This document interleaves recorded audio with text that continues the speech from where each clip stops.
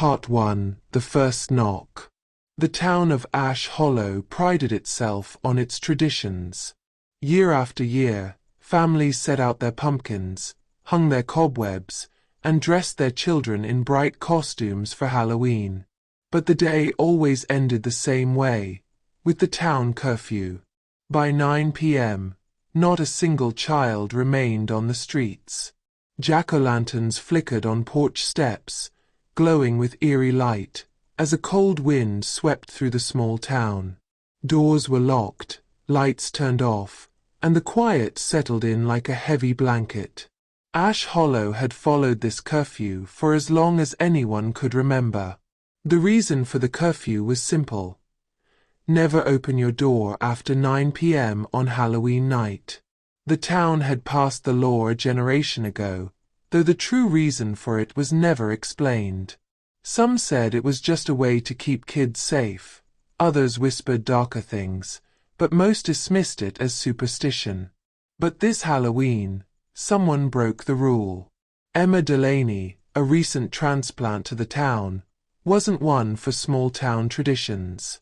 She had only moved to Ash Hollow the month before, fleeing the bustle of the city to find some peace and quiet after her recent divorce. The town seemed idyllic, almost too perfect, with its quaint streets and friendly neighbors. Halloween was her first real holiday in the town, and she had decided to fully participate, decorating her house and buying candy for the kids. As the night wore on, Emma noticed the stream of children slowly dwindling until it stopped altogether. She glanced at the clock. It was just after 9 p.m. She hadn't heard of the curfew, not until her elderly neighbor Mrs. Kettering had mentioned it in passing earlier that day. "Don't be surprised if no one shows up after 9, she had said cryptically. "It's best to turn your lights off and lock your door." Emma had smiled politely, brushing off the warning. It sounded like one of those small-town legends meant to keep kids in line. So when the clock ticked past 9 p.m. and no more trick-or-treaters appeared, she thought nothing of it. But she left her porch light on, and her bowl of candy sat by the door, waiting for any stragglers. At 10 p.m., Emma was curled up on her couch, half asleep, when the knock came. It was faint at first, just a light tap, as if someone were gently rapping on the door. Emma stirred, confused. She glanced at the clock again. Too late for trick-or-treaters, she thought. But then the knock came again, louder this time, insistent. Groggily, Emma got up and walked to the door. She peeked through the window, expecting to see a teenager or two hoping for some late-night candy. But the porch was empty. She frowned, her hand hovering over the doorknob. Knock, knock, knock. The sound was sharper now, more urgent. Emma hesitated, then unlocked the door and opened it a crack. A chill gust of wind rushed in, and standing on the porch were 3 children, their faces pale in the dim light of her porch. "Trick or treat," one of them said, their voice flat and emotionless. Emma blinked. The children looked odd. They were dressed in outdated costumes, one as a scarecrow, another as a witch, and the last as a skeleton. But it wasn't their costumes that unsettled her, it was their eyes. They were black, hollow, as if their sockets were empty. She felt an involuntary shiver crawl up her spine. You're kind of late," Emma said, trying to smile. "I thought all the kids had gone home." The scarecrow, a small boy, took a step forward. "We're here for the candy," he said, his voice barely above a whisper.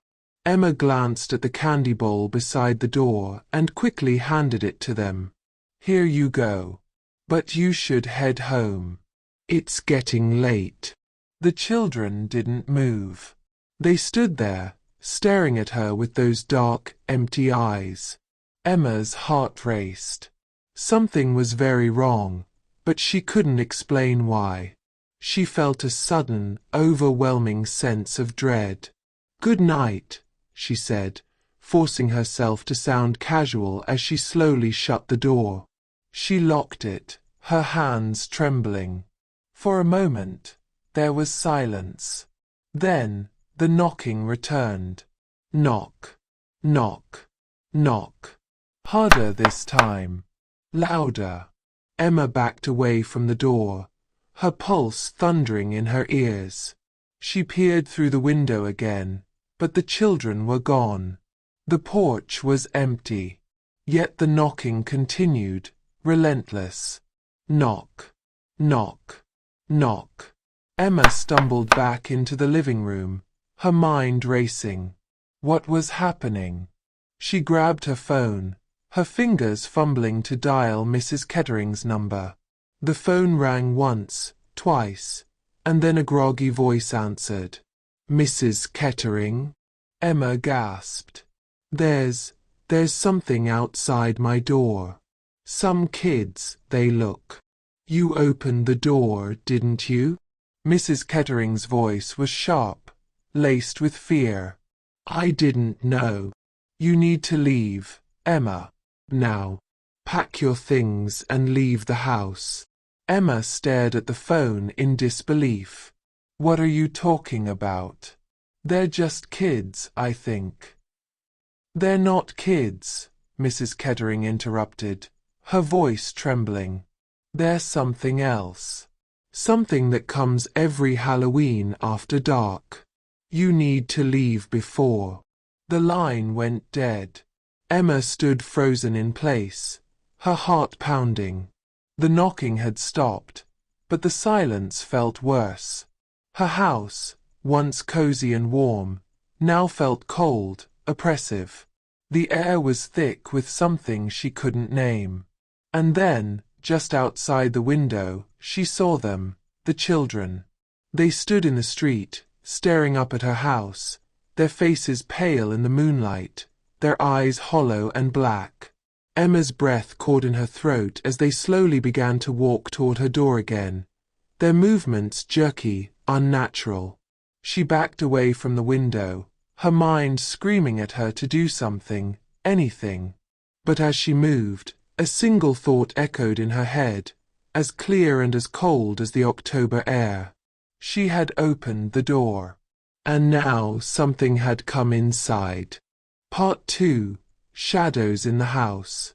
Emma spent the rest of the night huddled in her bedroom, her back pressed against the door. She barely slept, listening to every creak and rustle of her old house. The children hadn't knocked again, but she knew they were out there, lurking somewhere in the darkness. When morning finally arrived, it brought with it a weak, pale sunlight that did little to ease her fear. She ventured cautiously out of her room, her entire body tense. Her house was still, the floorboards creaking beneath her feet as she tiptoed through the hallway. Nothing looked out of place, but the air felt different, heavier, colder, as if something unseen was pressing down on her. She walked into the living room, glancing around nervously. For a moment, everything seemed normal. And then she saw it. The front door, the one she had locked before bed, was wide open. Emma's breath hitched in her throat. She hurried over to the door and slammed it shut, her hands shaking. She locked it again, double-checking the bolt, but a gnawing dread settled in her stomach. Someone had been in her house last night. She was sure of it. As the day wore on, Emma tried to convince herself that she was overreacting. Maybe the wind had blown the door open. Maybe the lock was faulty.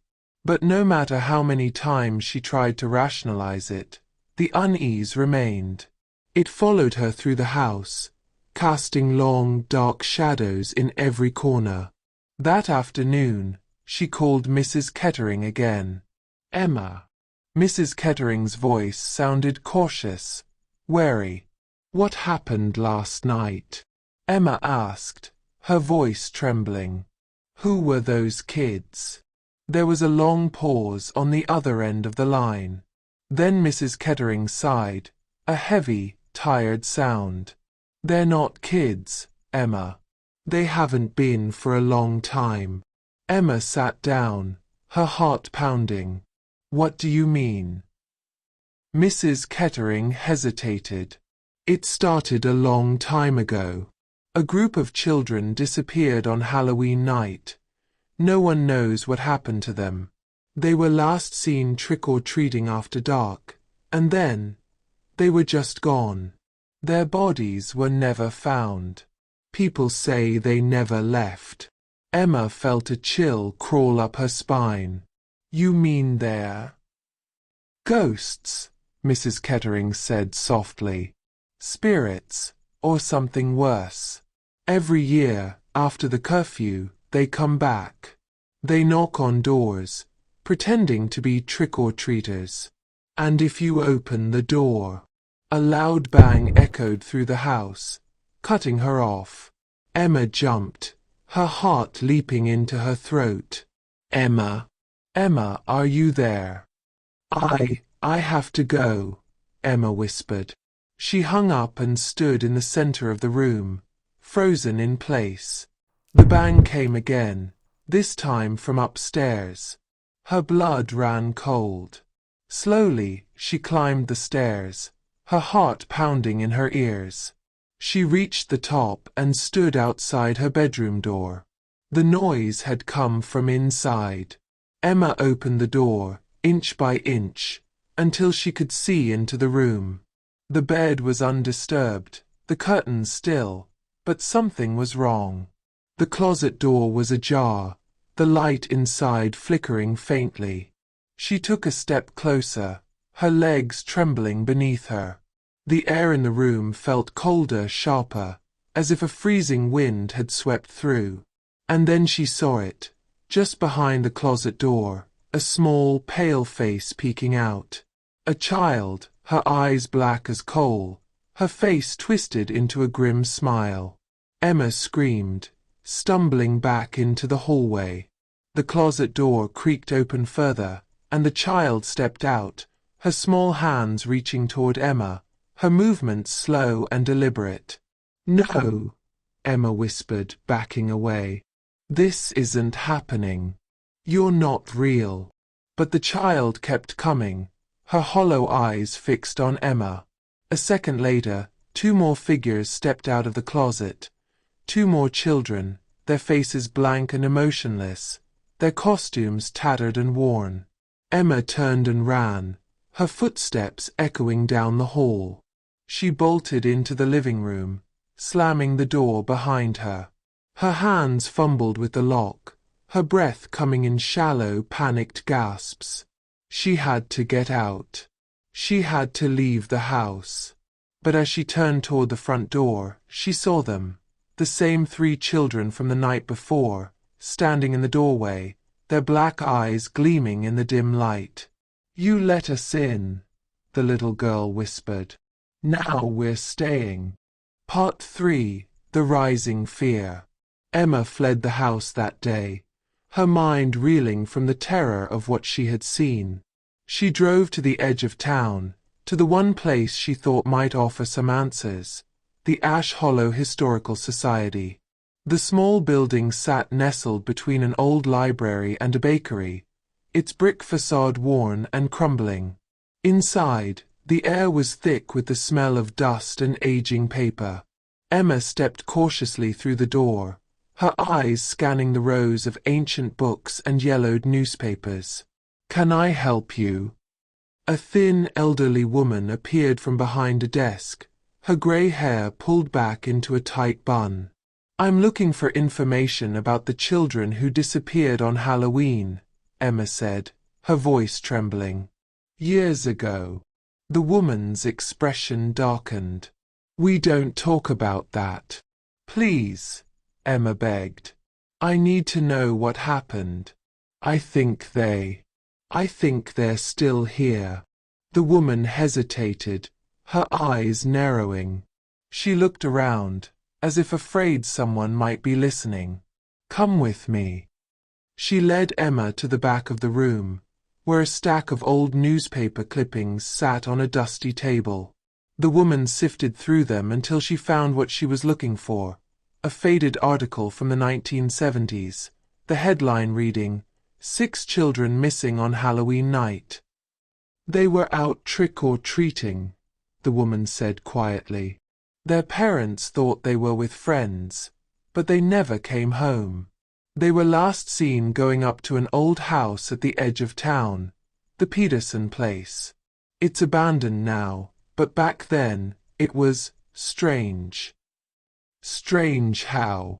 Emma asked, her skin prickling with unease. The woman shook her head. "No one ever went there. The man who lived there, he was odd. People said he was into dark things, rituals, curses. And after the children disappeared, he vanished too. The police never found him, never found the kids. But some say the children never left that house.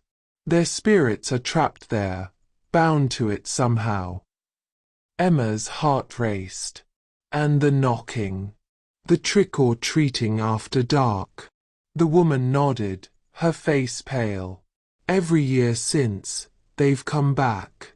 They knock on doors, looking for someone to let them in. And once they're inside, they stay." Emma felt the room spin around her. She had let them in. She had invited them into her home. "Is there any way to stop them?" she asked, desperation creeping into her voice. The woman hesitated. "Some say the only way to free them is to return to where it all began, the house. But no one's ever tried. No one's ever made it out." Emma left the historical society with a sinking feeling in her gut. The thought of going to that house, the thought of facing those children again, filled her with dread. But what choice did she have? She couldn't go back to her home, not while they were there, not while they were watching. As the sun set that evening, Emma drove to the edge of town, her hands trembling on the steering wheel. The Peterson house loomed in the distance, its dark silhouette stark against the fading light. It was old and crumbling, its windows broken, the roof sagging. The perfect place for a haunting. Emma parked the car and stepped out, her heart pounding in her chest. The wind howled through the trees, carrying with it the faintest sound of children laughing. She shivered, pulling her coat tighter around her. She had to do this. She had to end it. With a deep breath, Emma walked up the cracked path toward the house, her footsteps echoing in the stillness of the night. The front door creaked as she pushed it open, the sound sending a chill down her spine. Inside, the house was dark and cold. Dust hung in the air, and the floorboards groaned beneath her feet. Emma moved cautiously through the foyer, her eyes scanning the shadows for any sign of movement. And then she heard it, a soft whisper, like the wind through the trees, "Emma." But closer, much closer. "Emma." She froze, her breath catching in her throat. "Emma, we're here." The voice was coming from upstairs. Part 4. Darkness. The stairs creaked under Emma's weight as she climbed, each step echoing in the empty house. Her heart pounded in her chest, every instinct telling her to turn back, to run. But she couldn't. She had to know what was happening, had to end whatever nightmare had begun the moment she opened her door to those ghostly children. At the top of the stairs, the hallway stretched out before her, shrouded in shadows. Faint whispers echoed from the end of the corridor, coming from a door that was slightly ajar. "Come play with us, Emma," the voices called. "We've been waiting." Emma moved slowly toward the door, her legs trembling. She pushed it open, revealing a large, empty room.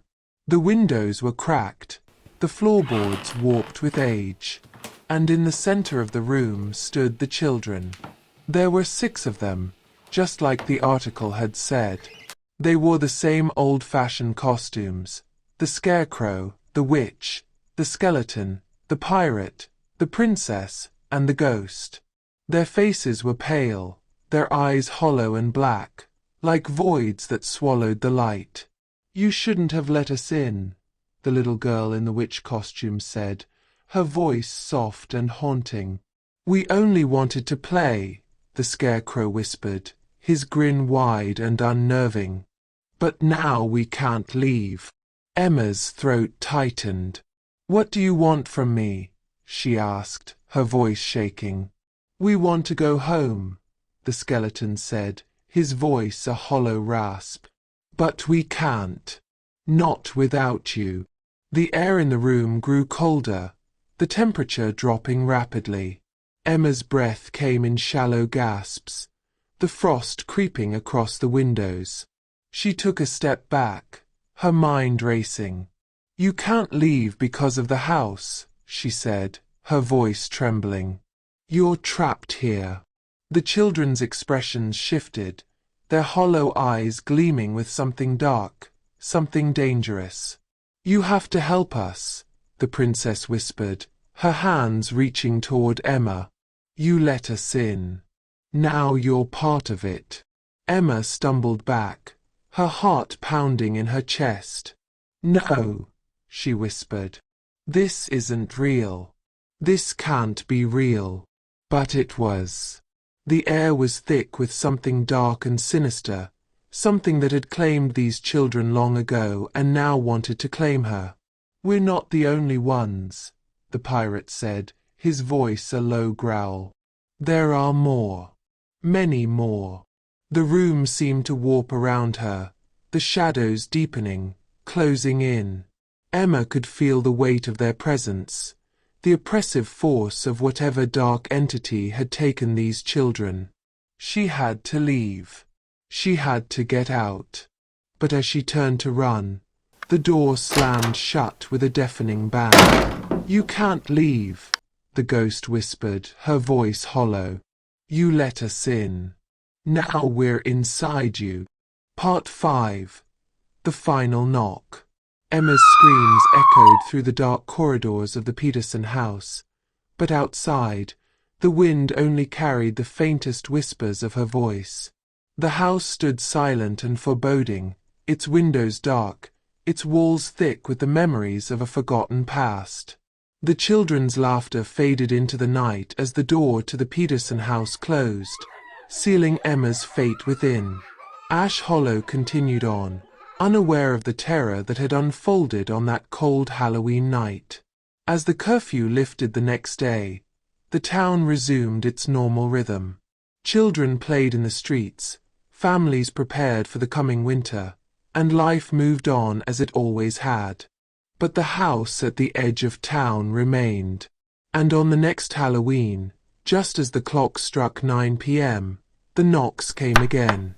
3 soft taps at the door, and the whisper of children's voices calling out into the night. "Trick or treat."